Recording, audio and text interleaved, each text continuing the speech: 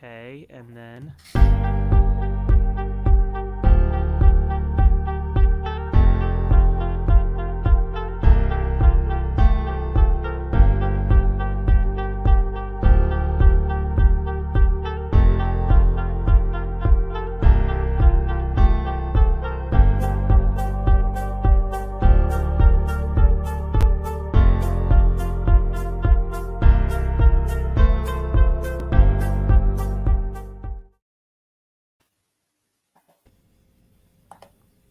All right, Dave, we're Yo, here. yo, what's up? Of course, we're back here tonight for another Across the Pitch. Myself, Dave Miller, Jose Nunez to my left. Obviously, as you might see that, Mike is not here tonight. Our guiding light, our shining light, the guy who does everything behind the scenes. So we apologise if it's a bit clunky tonight. Fingers crossed, we will be good. But obviously, Jose, first off, how are you doing on this fine Monday evening? I'm doing well. This is us keeping our promise, right? We said to the listeners, to the viewers who hop on every single week, and we've been sort of stressing this over at least ever since I've joined, that whether it's just me, whether it's just you, just Mike, duos, whatever the different combinations are, we're going to try to at least every single week come up with something, whether it's on the day that we actually record or if it's something we record and then we send off at some point during the week. That's our promise to you guys, and we don't want to break it. So, Dave, it's also funny you mentioned it being just any normal Monday. It's 4th of July weekend here in the United States, and I'm intrigued, Dave. Do you guys celebrate getting your ass beat? No, it's just a general week for us. Oh my gosh, that's too funny. No, I'm excited to be here. Obviously, not the result we wanted over the weekend. No. Jim was pretty clear about maybe overthinking things a bit during the press conference, as well as just not being, just not playing well overall. So we have a lot to unpack. I'm really excited to be here with you, and I'll turn it over to you as our host tonight. Yeah, obviously, the result you alluded to at the weekend was the Union travelling to Atlanta and a stadium, really, the last few years, which has probably conjured up some really good memories for the Union. Looking back a couple of years ago, the CCL game, the Kasper Jabirko and Andre Blake game, where Andre Blake somehow kept it 0-0 in the first half, and then Jabirko scored twice in the second. The Jacob Glesnes game 2 years ago. Oh my God, yeah. Absolute thunderbolt. But yeah, I think that result was always going to come. I thought it was always going to be a difficult game, and especially with Thiago Almada. And one of the main things that Jim Curtin sort of alluded to in his press conference was we don't want to give set pieces around our penalty area or free kicks around the penalty area because we know who will deal with them. And that's what happens when you play right back and left centre back in a back three and play a centre midfielder at left wing back as opposed to playing an actual left wing back in there and a centre back at centre back. When you put makeshift players in a makeshift lineup, things are going to go wrong, things are going to horribly bad. And as we just go deeper into the game, sort of take a deeper dive into the game, it becomes very evident and clear that Atlanta really just took advantage of the Union and just destroyed that left-hand side and defensively. But obviously, I think the game was about 2.5 minutes old when Nate Harriel was initially penalised for a penalty for the shove in the back on can't say the guy's name. Hang on, Giacomakis. I think that's how you say it. Yes, no, you're good. That is what it is. But obviously, it was just aside the box, and you think, okay, Fran.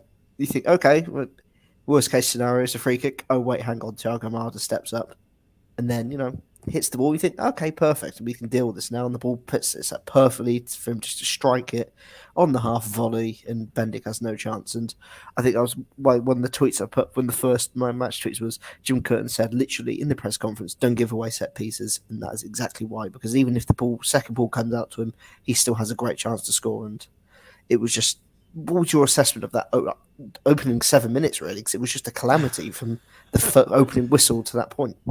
It was such a mess, right? I actually did not catch the foul that happened there that needed to be reviewed because I was actually pouring myself a drink or grabbing something out of the cooler. It was my son's first birthday, and we had a birthday party gathering. We had about 45 people over, so it was a pretty busy house here. So I missed it, and just like you said, Jim alluded to it. We cannot concede, and he's always, no matter what the opponent is. This is a league where winning away from home is one of the most difficult things to do. Never mind tying away from home. So it's interesting that it happened the way it happened, especially since he sort of hate to use the word jinxed it, but sort of made it, brought it to fruition by just talking about it, and that's exactly what happened.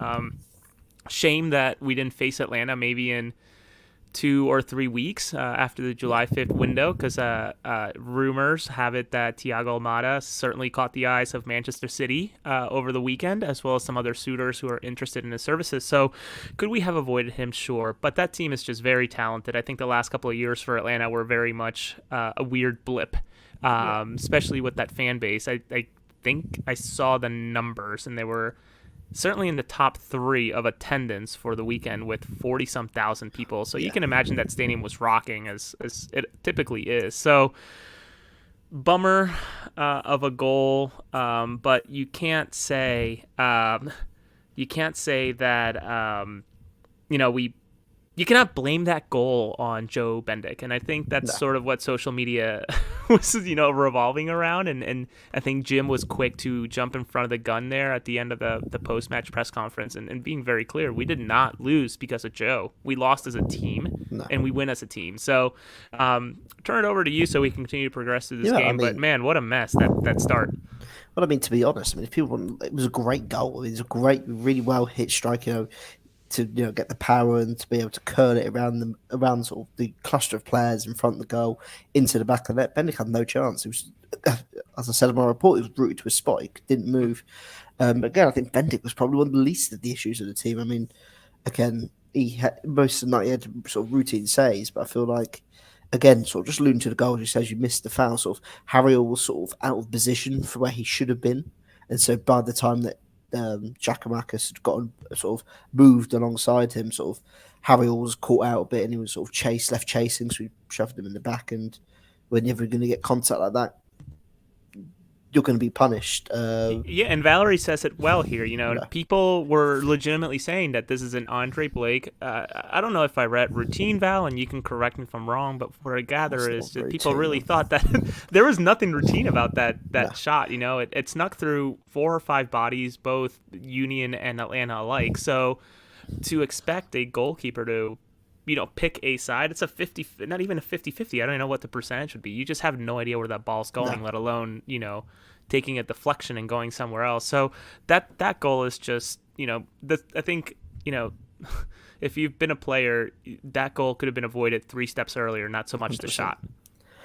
But I think, again, sort of just the goal comes down to defensive positioning and readiness, really. I think, obviously Harrow gets caught out, and that's what happens when you play a right back at left centre back in the back 3, and of course, if obviously Jim Curtin is somewhat, in terms of team selection, has gotten it pretty well spot on in recent months. And usually when Harry will just play in the back 3, he plays on the right side, which just doesn't make any sense as to why he'd not put Glesnes out on the left side, so at least he has that cover with Leon Flack, who's also playing out of position. But it's what I said in our group chat. I said that's what happens when you don't play a centre back at centre back, and you have a left back, capable left back, in your bench. You're playing a midfielder at left wing back. Again, it was a frustrating start, and I think that left hand side for the Union as the game went on really just got picked apart, really picked apart, and you could just see that was the focal point of where Atlanta was going in terms of their attack. Jack Elliott was getting caught out to pull out to try and get out there to try and slow down the attacks and try and get to loose balls, which he got caught out for, but he won the opportunities. And Brooks Lennon had a field day down there, as did Chop. I think it was Machop Chol and even sort of many players. It was just terrible down that left hand side. And I know obviously Jim Curtin perhaps said he did overthink it, and I think he's spot on. I think in that sort of situation, why are you not playing your left wing back that has played there?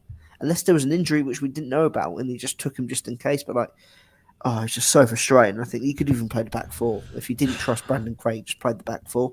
Yeah, and that's just it, Dave. Let me interject here quick by saying, he completely overthought it, and I'm glad that he sort of stepped up in front of all the comments and obviously Philadelphia Inquirer question during the post game press conference revolved around his contract and his his cryptic Instagram post that he put over the weekend. So they didn't get to ask a question about the match, or they chose not to ask a question about the match. But completely overthought, and I guess that maybe it's more about man management, but also what happened to Kai in between the injury where he came out early against Inter Miami and now. And I know Jim mentioned, he just wasn't feeling it, and he was Kai was on the field practicing, and he just felt something, just wasn't feeling right. And I totally get that, but man, just I don't know.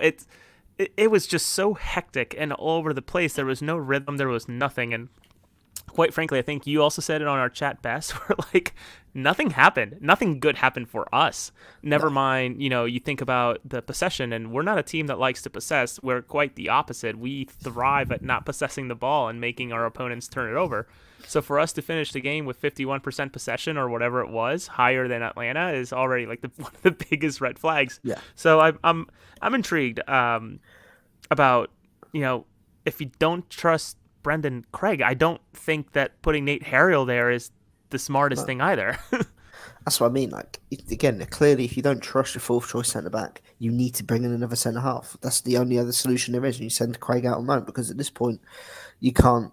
And it's to say up front as well, because I think quite a few people on Twitter alluded to it. At this point in the season, when again we're chasing the goal, we'll get onto it a bit later on. But when you're chasing the goal and you bring on 5'6" or 5'7" Quinn Sullivan, no disrespect to Quinn Sullivan, but you're taking out a striker who, in all fairness, I think Meccano are probably, out of the two strikers, probably had the better game out of the two. I think he probably caused the more issues trying to get behind. But I mean, Yeah. both strikers struggled again. But it was sort of like when you're chasing the goal, you really don't take off two strikers against the back three, especially. But we'll move on to that in a bit. But just as you sort of said, like, you don't put Nate Harrell in there, and as the game just developed and went on, just that left hand side was just getting so exploited, and that's where all the joy came from. I mean, pretty much, I think Atlanta probably had another 3 standout chances in that first half, and they all came from literally the left hand side, because either Leon Fluck was out of position, Nate Harriel was caught out of position, or just taking advantage of all that space out there. There was so much space, and that was probably like the most frustrating thing, was to sort of, it was pretty much avoidable. I think I said in the group chat as well, no disrespect to Nate Harriel, but he should have been taken off at half time, and you should have put Matt Real in if you're going to go to a back four, because he even struggled.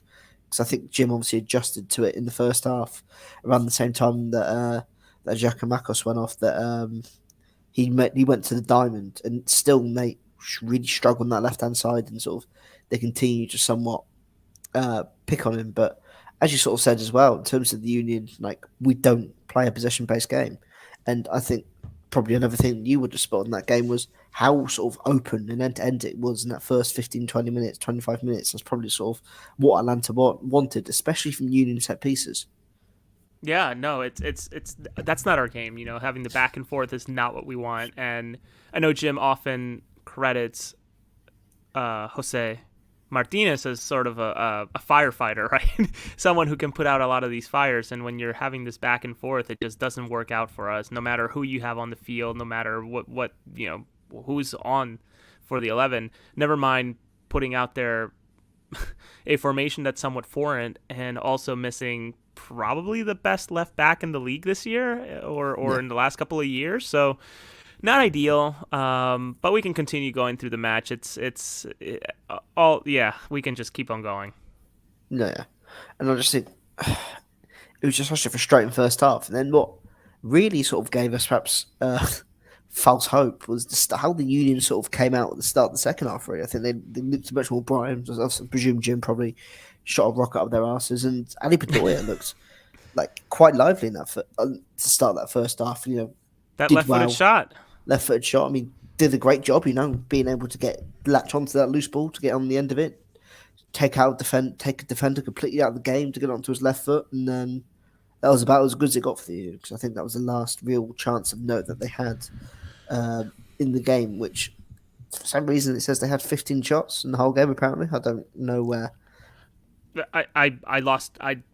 it did not feel that way, right? No. Considering the beating that we took the first half, and then maybe that the first 15 minutes of us going at it, and then after that, just feeling again like we were just on the back foot the entire time. And Yeah. man, what a dangerous player! And it makes sense, whatever the price tag's going to be for Thiago Almada, to just he's worth it, right? He Yeah. is such a dangerous player, and I think he is playing. It almost felt like it was a man amongst children, if that makes sense, right? Like Yeah. 7 steps ahead. His passing very very good. His reputation is certainly fitting for what he put out there, and we'll see where he goes. But Yeah. it's just a shame that we just couldn't contain him. Never mind contain the rest of the No. team. So it's just again an interesting match. Again, it was again, as you sort of said, his quality was on for show, and it was difficult to somewhat stop him. I think he did cause Union a lot of problems, not just with with the chances he had, but his passing as well, being able to switch the play and open up the game. But again, I sort of the contentious thing I said in the group chat. It's one of the things I just don't get with Jim Curtin, especially when the team's losing, is when he takes off Mikel Owa and brings on a non-striker for him. Yeah. And especially in the situation at the Union, you're playing a back three, they've gone more defensive, they're holding out for a 1-0 win, and you take off a striker who's around 6 foot to bring on, again, a smaller, younger attacking midfielder instead. It just sort of doesn't make any sense, especially when the main way that your team creates opportunities is through wing play, getting the ball out wide, putting the ball in the box, and you're essentially isolating Jordan Kwanzaa against 3 defenders, essentially, because you're then putting the ball into the box to expecting him to try and beat out 3 defenders. He can get double marked. Teams aren't going to go out there and try and sort of man mark Quinn Sullivan or Leon Flark or whoever else in those sort of one-on-one situations in the box, or sort of pay specific attention to it.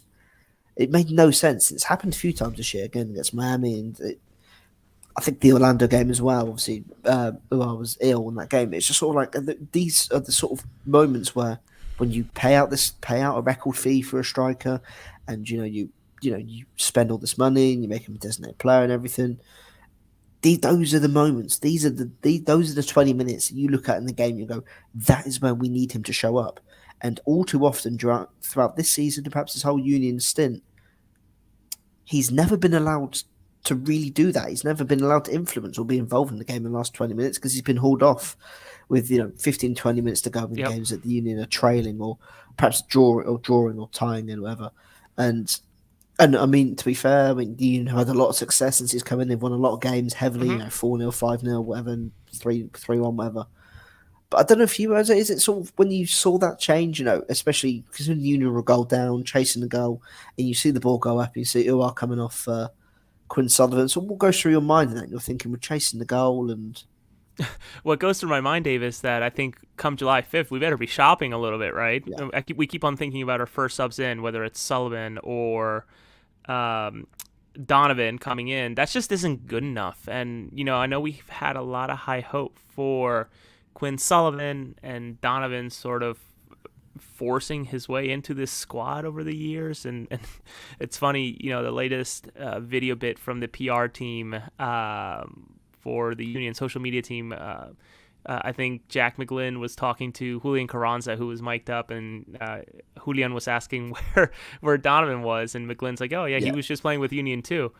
He scored again. He's like Ronaldinho. He's like Neymar with him. So, maybe that's telling of the level where Donovan is, because outside of maybe 1 or 2 glimpses of good stuff, I don't know that we've seen much out of Donovan. So, again, July 5th, I hope that we're shopping in and not shopping out too much. 100%. But I also want to call ourselves a little bit of hypocrites too, right? We think about situational subbing. Obviously, it's very different than just saying like Unai Emery every single 60th or 70th minute, where these are our scheduled substitutions. And by the way, be ready by this time, bench player, because game in and game out, this is when you're coming in. But I know we've been critical about man management and time management. I will never use the term load management, but it's we've asked Jim to save the legs of some of these players, but maybe we're saving the legs for the wrong ones, especially in this situation when we're thinking about trailing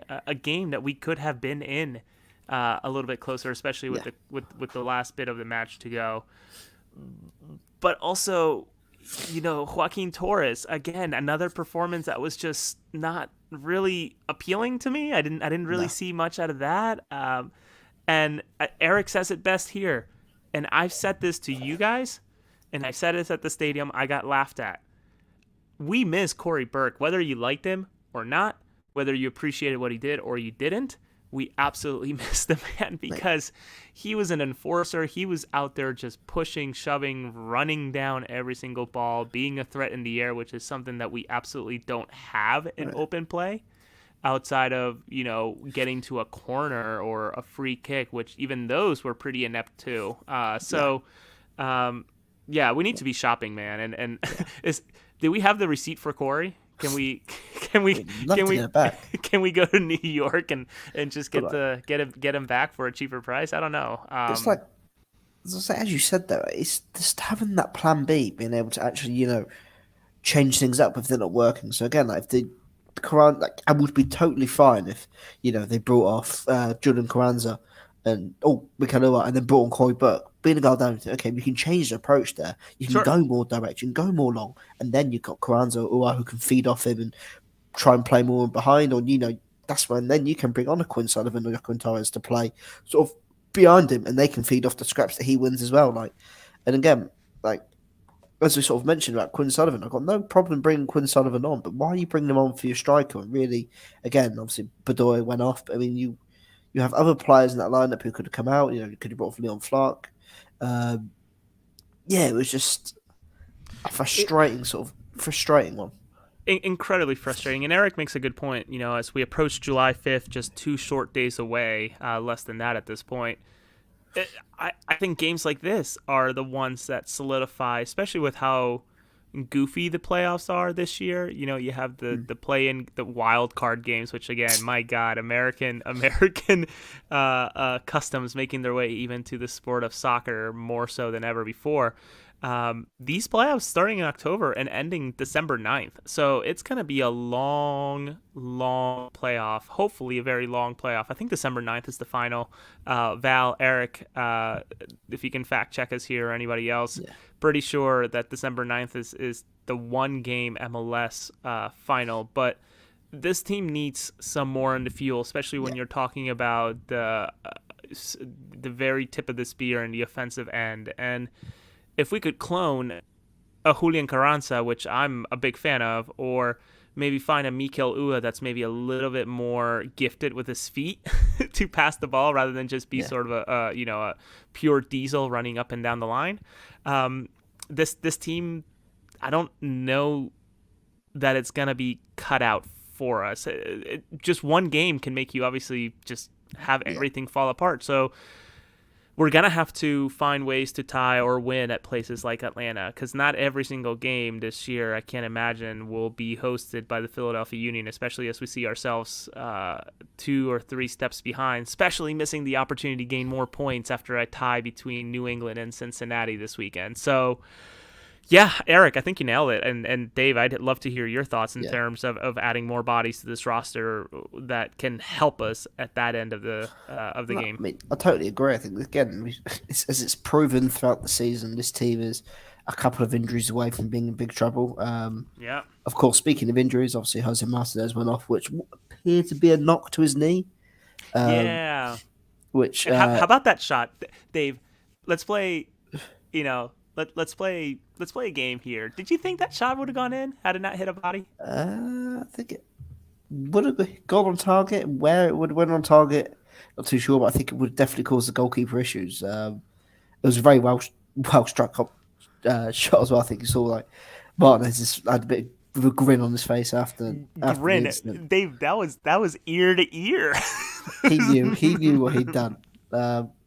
But yeah, to go back, this team definitely needs a couple of players, and I think they need. If they're not going to play Brandon Craig when they want to play a back three, and even Yeah. when Harry also having a shitter, they're not going to put him in. You need another centre back, and either let Brandon Craig play in the U2 or move him out on loan for the rest of the year, just so we can get experience of actually playing the men's game. And Yep. yeah, Thank you, Val. thank you, Val. MLS Cup is December 9th. And That's again, those playoffs are so long, Dave. October 20, I think 21st they start. I bloody hell. think. Yeah, That is so dragged that's out, and ridiculous. Apple needs content. I get it, but holy smokes, It's like NBA playoff sort of it's territory unreal. there. But like again, they need to strike it desperately because again, I think again we saw what happened against Orlando. Admittedly, there was an international break as well, but you saw what happened against Orlando. You lose one of the strikers, Hmm. you're screwed. I mean, you haven't got anyone else to really to rely upon. And if Carranza has a lengthy timeout on the sidelines, and then this team is really the Eric MLS nailing is the in town. Yeah, Eric nailing the commentary there with the length of these playoffs, and Yeah, it's very much capitalism as it's at its best, just striking gold there. But yeah, I agree with you wholeheartedly, Dave. We are one injury away from this whole project falling apart, yeah, and we can go back again and again and again as we have in the pod about keeping the 92% of the minutes from last year. And was that the smartest idea? I don't know, but again, to your commentary on players like the Brandon Craigs and the Raffanellos. I think it's great to continue to have those players in a roster, but this is not the time to be just taking up roster spots when we could be finding talent that's affordable but also can contribute. But then again, you could also think about that's what Perea was supposed to be. And where is he? yeah. You can't even get into the lineup, even when this team is desperate, or like desperate for minutes. But I think obviously before we Oh, you're muted. sorry, yeah, apologies, I was trying to sort. But before we dive into the other big news that came out from the weekend with Tom Bogart's report, the second goal which was conceded again, uh, being utilised. Well, came from an exposure down the left where Armada did really well to pick up Brooks Lennon, who was on the right side of the box. Uh, Nate Harriel was in no man's land. He was in acres of space, and he had the opportunity to take a touch before shooting past Bendick. I think it's a fair argument to have that perhaps Bendick should have done better with that second attempt. But at the end of the day, I mean, with the way that you were in the penalty area, Brooks Lennon shouldn't even been in the position to have that much space and that much time to shoot. But yeah, I think again another really frustrating goal, which again stemmed from an issue on the left hand side. Nate Harriel sort of again, I feel bad. Somewhat feel like we're picking on Nate Harriel because he hasn't had the best of times defensively this year. Defensively this year at points. Not as of Uh, late. no, but I think again when you put a younger player out of position who perhaps is struggling for form, it's going to happen. And again, Atlanta, and all credit to them, from the opening seconds of the game, they found the weakness and they did what any good team would do, and they made that their main focus of attack for the rest of the game. Yeah, Yeah, absolutely. And Nate being, I think, I wouldn't say the keystone of the team last year. Certainly not. Obviously, different players take that role for us with Gastag and certainly Andre Blake and last year, watching Carranza sort of come on his own. But Valerie makes a very valid point where the rotation of bodies, having a Damian Lowe on the squad, obviously he's busy doing great things with Jamaica at the Gold Cup, and exciting to see that develop. He would have been a perfect candidate for this game. He would have had a field day, and it's a shame that these games happen during these FIFA windows, and the league chooses not to take a break like most leagues would for the Euros or certainly a World Cup, and obviously the U.S. did for the World Cup. They rushed yeah, the playoffs last year for the World Cup. In fact, just a shame that it doesn't recognize that our very best American players or players really from all of North America are away. So why are we continuing this with I hate to call it subpar, but when you really think about it, it should be labeled as subpar when you have the best yeah. players from all these countries away from their teams. It's sort of criminal that it happens if you think about it as a fan for what you're paying. Yeah, I think again, as you sort of said, it's sort of criminal the fact that it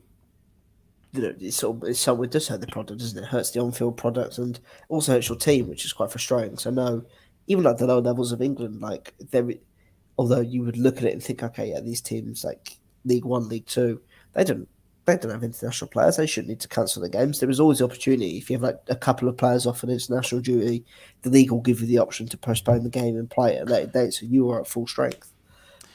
which Yeah, should be and done. just to be super clear, Dave, and I don't want to fall into the what if and the this and that type of thing. We're not here to be revisionist, we're not Yeah, playing revisionist history here, but it's a reality. Atlanta also suffered, or yeah, Atlanta should have suffered from it too. They're a good enough squad to have had it, and I don't recall who they were missing, but everybody's dealing with it. So technically, it's yeah, sort of a level field. But when you really think about the makeup of some of these teams, there's some teams that are more affected to it than yeah. others. So it just wanted to be super candid about that we're not falling into the sort of Oh no, it only happens to us type of thing. no, no, I agree. It's a sort of frustrating one, really. And you look at the two games that's happened in this year in the Union.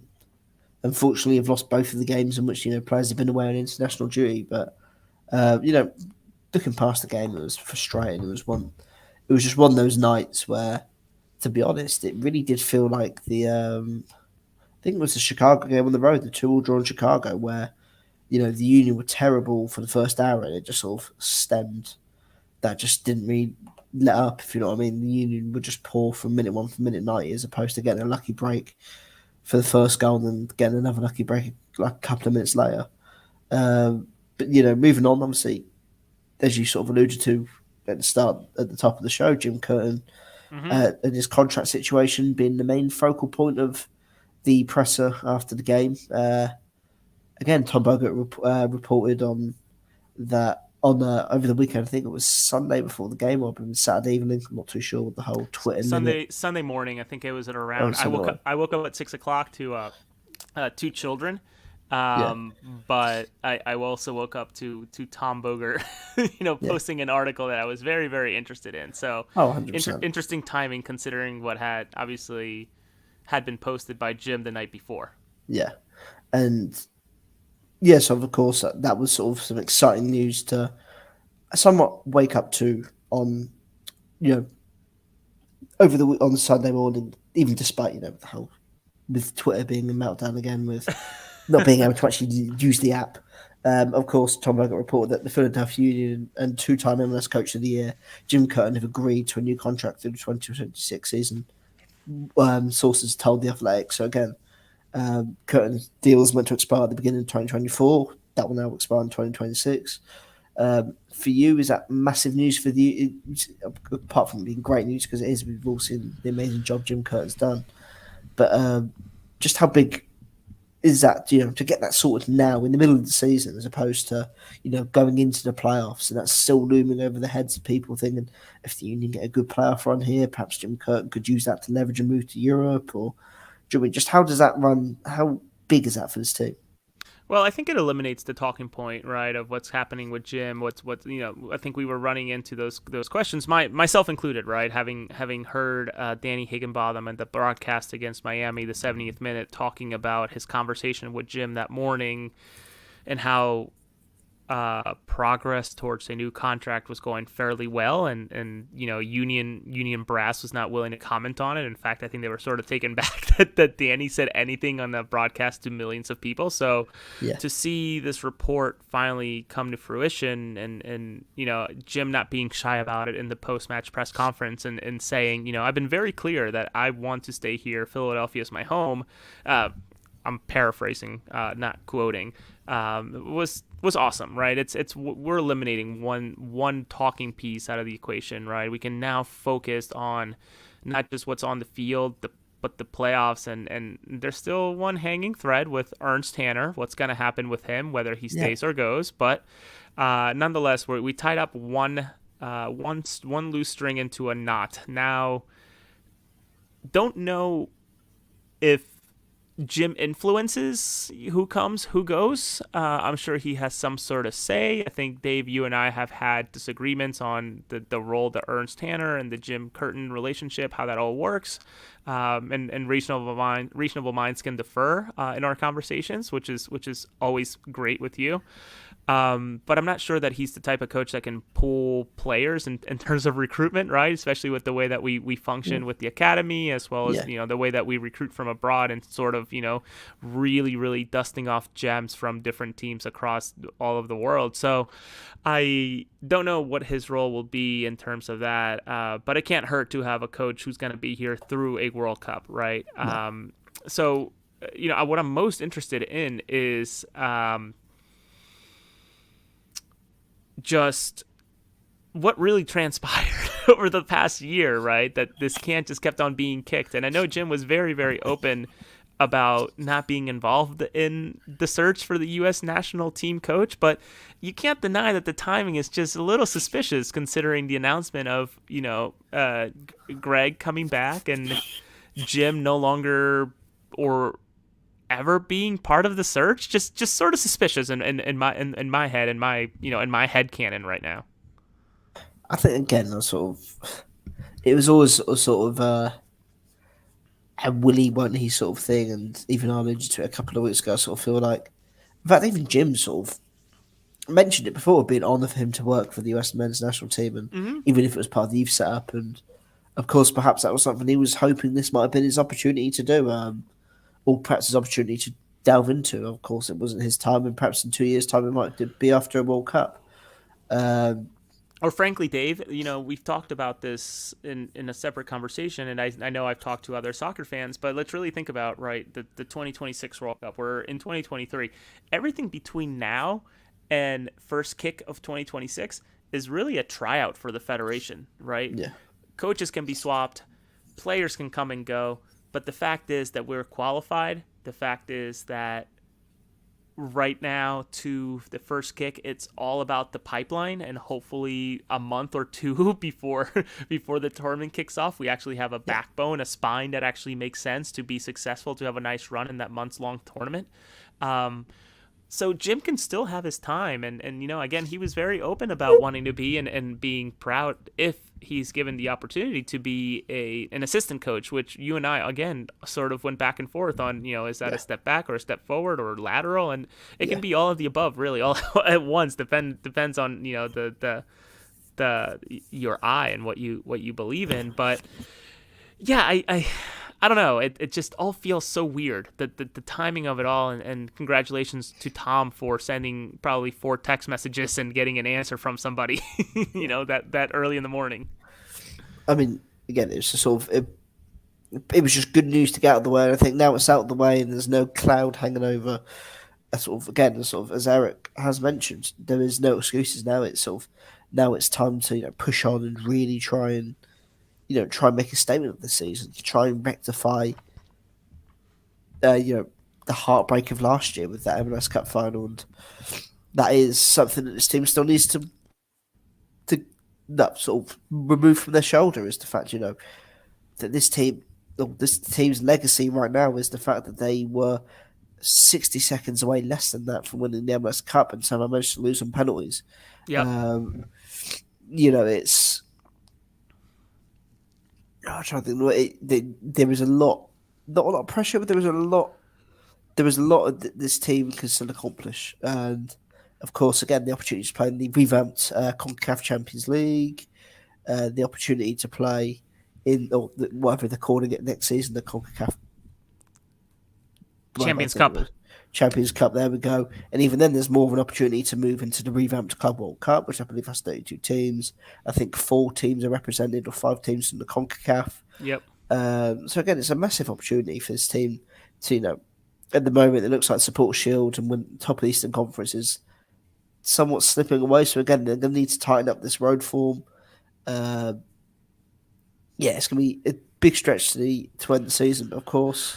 One thing to think about, though, with this contract extension before we move on, Dave, is let's also be careful to not, and I think maybe this was part of the conversation too from Philadelphia Union Brass, of falling into a situation where it becomes what's happening in Kansas City, right, with Peter Vermes, and in terms of a franchise that was well oiled for year after year, winning U.S. Open Cups and doing fairly well in the league. I think even winning some in his tenure. Obviously, he's the longest tenured coach in the MLS right now, but being very, very careful about handing out multi-year contracts to coaches, because that can really backfire. And this season is a perfect example of what's going on over there in Kansas City, and guys like Gavincho, who's another content creator who just puts himself through all the pain every single week watching that team find ways, and incredible ways at that, to lose week in and week out. So just want to to sort of mention that as a tale of caution, right? I think we can all be very happy about having Jim back, but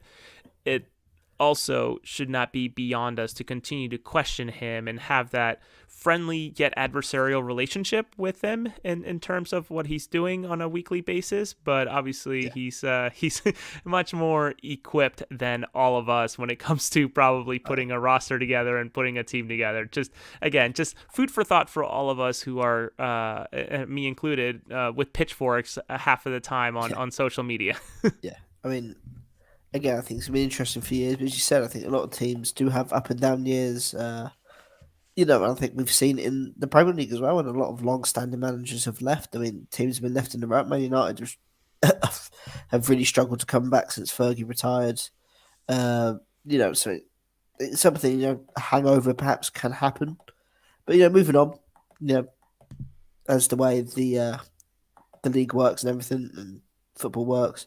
There's another game this weekend, so I mean, yeah, Yes. another. And tomorrow there's I don't know if you saw this, Dave. You see this late for tomorrow on 4th of July? Right, is it a lot of? Yeah, I did see there was like 4 or 5 games, wasn't there? I think I know it's LA Derby. Yeah, that's tomorrow evening. That's the nightcap at 10:30. But I was honestly surprised to see that there's one, two, three, four, 5 matches, and only 2 are at the same time. So for the first time, Apple or maybe the second or third, Apple's deciding to sort of spread the wealth a little bit. And luckily, Yeah, we're not involved, so we can really get a chance to watch some of these teams. and perhaps it could be an advantage as well that LA Galaxy, have got a game in between, you know, before the Union game, just a couple of days beforehand. Nice, Eric. But I mean, again, obviously, Union have just after a bit of a lengthy travel to Atlanta, going cross country, they're flying all the way out to the west coast to play LA Galaxy, who perhaps been one of the more somewhat disappointing teams this year, one of the more underachieving, underwhelming teams this year. Second bottom of the Western Conference, but as we know, road games in the MLS are no easy feat, and especially going out west as well. I mean, I was watching the MLS recap show this weekend. Sorry, but from this weekend's earlier, and one of the points that they were making was that at the end of the show they were saying how much stronger the Eastern Conference is in comparison to the West, and apparently the head-to-head between Eastern and Western Conference teams this year when they've got up against each other is heavily in favour of the Eastern Conference. So again, it'd be interesting to see sort of how that game pans out because I mean, looking at points and league tables, clearly the East is somewhat stronger this year. Obviously, LAFC had a lengthy CCR run, and then you got St. Louis as well, who are probably I'd say stunning the league. I mean, coming out of nowhere to be at the top of that Western Conference. But again, the Union travelled to 13th place out of the Galaxy, 16 points off 19 games. But again, as I sort of mentioned a second ago, there are no easy road games in the MLS. No, never an easy game, and just also keep an eye out on the 8th as we keep on doing a little bit of a rival watch when FC Cincinnati, especially right now, missing players like Vasquez and Matt Miazga due to the Gold Cup, they go actually out to Charlotte.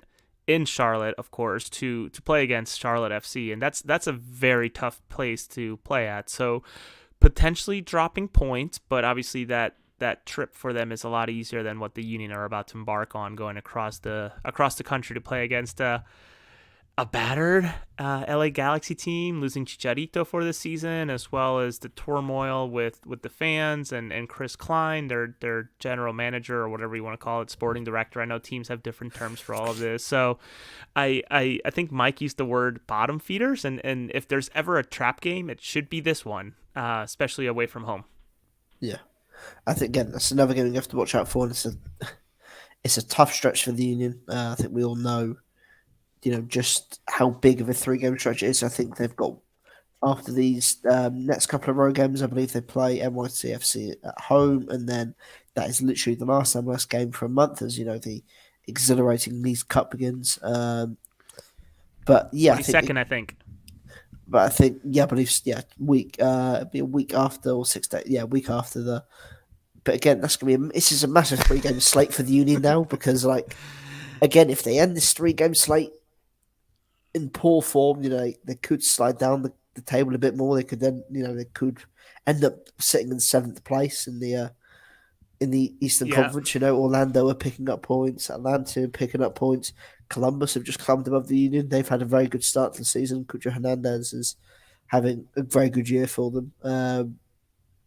But for you, Jose, sort of as you mentioned, it's a potential trap game, and the Galaxy have got good players at their disposal. Although Chicharito, Jose Hernandez is out for the year with a torn ACL, but I mean they've got they have players like Douglas Costa, Ricky Pooch, who can cause you problems. Look into the game. Is there any anything that's causing you perhaps some concern heading into the game, or? Well, Douglas Costa would cause me some concern if he would actually play and play well. I think Yeah. he's been more or less just full of trouble. So I think he's a non-factor, to be honest with you. I could be wrong. So if there's any Galaxy fans or anybody watching after the fact, just let me know if he's actually worthy, because I know a lot of fans were sort of feeling like he was a bit of a of a mistake to be added to the roster. Yeah. So he did get 2 assists in the 2-2 draw at the weekend against San Jose. Okay, good. So he is doing well. It's Yeah, always nice to see some of these Brazilian players actually do well. Never mind, scoring or assisting. But yeah, I don't know. I don't know if I just don't know what Jim's gonna come out with. Right? We don't know what these injuries are like. I'm actually really excited for the pre-match press conference. I want to know how Jose Martinez is holding up after coming off as a sub. Mikel Ua, was it an injury concern? Was Jim just looking to switch up approach? Nobody asked him about the substitutions that I can recall in the post-game press conference. I also had 30-some people in the back of my ear at this birthday party, so I wasn't quite sure what was going on. But I hope that we're able to rebound, especially as we start thinking about the tail end of the season as we approach July, August, and September, and really just really gearing up for October and having a nice run, because I don't think we want to find ourselves having us being a number 7 spot or number 6 spot going up against, a 2 or it just would be a bit of a nightmare, especially not having home field advantage, which is something the Union so heavily rely on over the last couple of years. So this game, I hate to say it's a must win. But it feels like it has to be a must-win, especially when you start thinking about the points that we're sort of shooting for here in this tough stretch. Yeah, I agree 100%. I think you look at the sort of the teams that this team, even the next 3 games, like in terms of quality of opposition, you could probably argue that this might be somewhat the easiest team in terms of how they played this year. This probably is the easiest game the Union will have in terms of quality of opposition. But again, they've got to travel out west. And the Galaxy, will be looking to try and make a statement. And looking at the rest of the league as well, I think Nashville will have to travel to Chicago.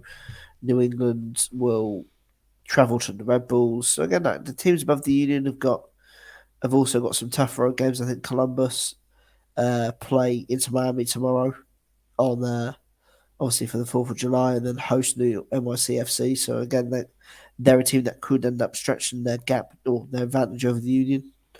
But yeah, I think for me personally, I think it's going to be a tough game, but I think the Union will come out on top. I'm going to go 2-0. Oh, look at 2-0. you. Feeling confident, I'm going to go for Julian Carranza and I'll say Mikel. I'm going to go for both strikers getting on the score sheet. Okay, look at you. I'm just as optimistic, I must admit. I'm thinking it might be a 2-1. I feel like being away from home and still missing pieces like Damian Lowe and Andre Blake is going to be tough for us to make up. And again, this is not commentary on Nate Harriel or Joe Bendick, just stating the obvious. Obviously, hard to replace Andre Blake in terms of leadership and skill. So I see us maybe going to LA and walking away, hopefully with a 2-1 victory with a Julian Carranza goal and maybe, just maybe, a Daniel Gastag penalty kick, because he's overdue for one now. A fun fact, I didn't realise Daniel Gastag was tied for first in the league for assists this year in the MLS, which did catch me by surprise. 9 assists, biggest 7 goals. snub, one of the biggest snubs for the All-Star game. Hard to believe that he and obviously Carranza did not get in, which is really, really bizarre. And everybody has thoughts and everybody's got metrics and especially there's the dark web. I feel like there's the dark web of metrics for soccer too, and some people just go so deep into it, and just hard to believe again that some of these players. I could argue that there's 3 or 4 union players that deserve to be. Well, the defender of the year didn't get him. What I don't know, man. It's It a was shame. weird. Yeah, But I guess it's fan led vote, isn't it? So again, it's just all so skewed. we're in the wrong market. Yeah, and the big fan bases will always win in that sort of in that sort of position. But of course, before we go, we've got to shout out our sponsors of the show, and without them, we can't do our stuff. Crowns are. So of course, before we dive in, of course, Eric making a comment there. Eric. Oh my God. So of course, we check out Statement Games at statementgames.com for a fun new way to play fancy sports and entertainment with gift cards and prizes, and it's free to sign up. Of course, we also have a partnership with Doan Distillery at the Trolley Barn Public Market in Quakertown. So check out doandistillery.com to check out the wide variety of drinks and spirits. And then Vinny's Pizza and Restaurant, Allentown, PA. Discover a new favourite by trying their top pizzas and so much more. Check out their new website at www.vinnyspizzarestaurant.com. And of course, Stuff to the Grills. Make homemade hot and cold sandwiches, salads, appetizers, and baked goods, and available for any event. Check out the website for all the details at stufftothegrills.com. And of course, get across the pitch gear and all the 80 Sports Network gear at 80sportsnetwork.com/shop. Our guy Johnny makes all the gear on there, makes all the merchandise for the website. He does a great job of what he does. And so if you want to get an across the pitch shirt, or you want to get anything else associated with the page, go there. And of course, check out 80sportsnetwork.com for everything from the Union to the Eagles coverage to the Phillies. College football, everything. And of course, check out margotreedstudio.com, or go to her Instagram at Margot Reed Studio on Instagram to check out not just some of her union photos, but all the other work that she does.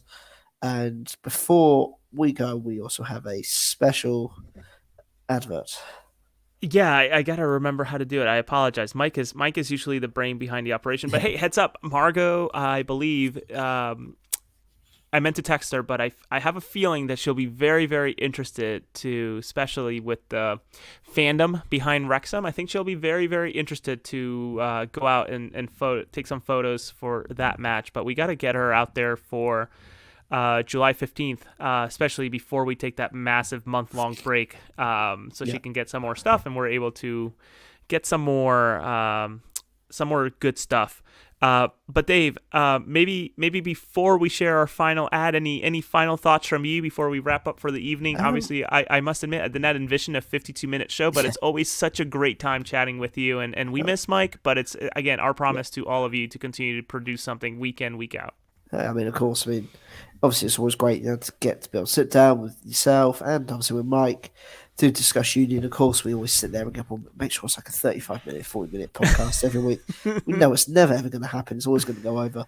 But that's what makes it so great. We're able to discuss the union. We're able to make the discussions flow, and there's so much to talk about. And of course, it's frustrating that the team lost, but I think we somehow find sometimes that there is more to talk about than the defeat when the team isn't winning, because again, it's just a bit of frustration.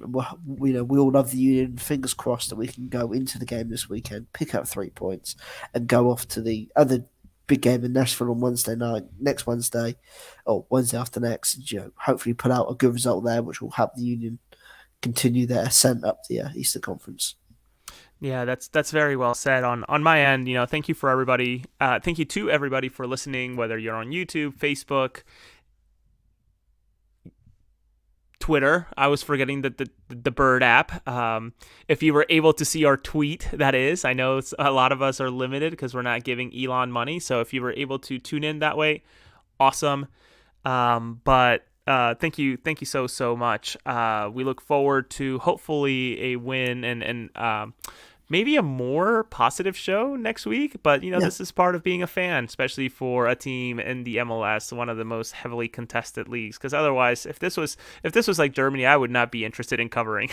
When you Mm. have Bayern Munich winning the league for what, like 15 years in a row at this point, it feels like. So, we love this team. We're critical of this team, but ultimately our love outweighs the criticism for it. So, Yeah. with that said, good night, everybody. And here Right. is our Manscaped ad. Make sure to support us in whatever way you can outside of listening, if you're able to, of course. Have a good night.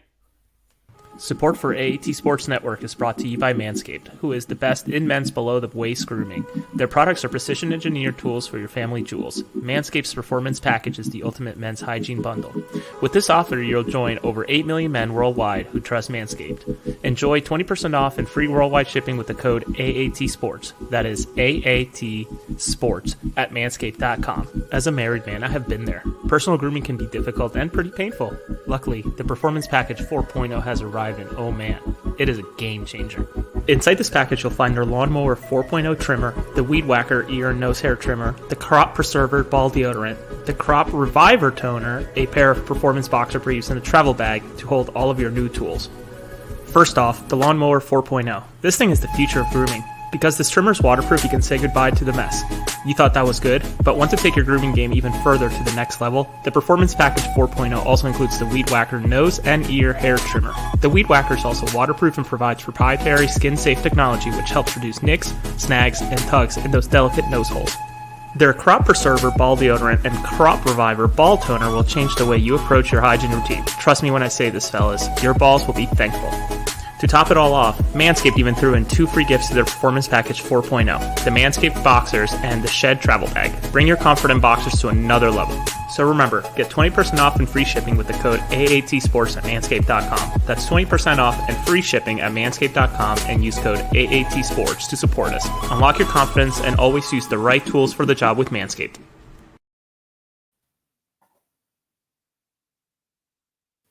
Is always a treat to have that be the last thing that we put on this show. Again, thank you everybody for watching us. Follow us, support us, Twitter, Instagram, whatever. We'll see you around the game in a couple of weeks, but for now, go Union.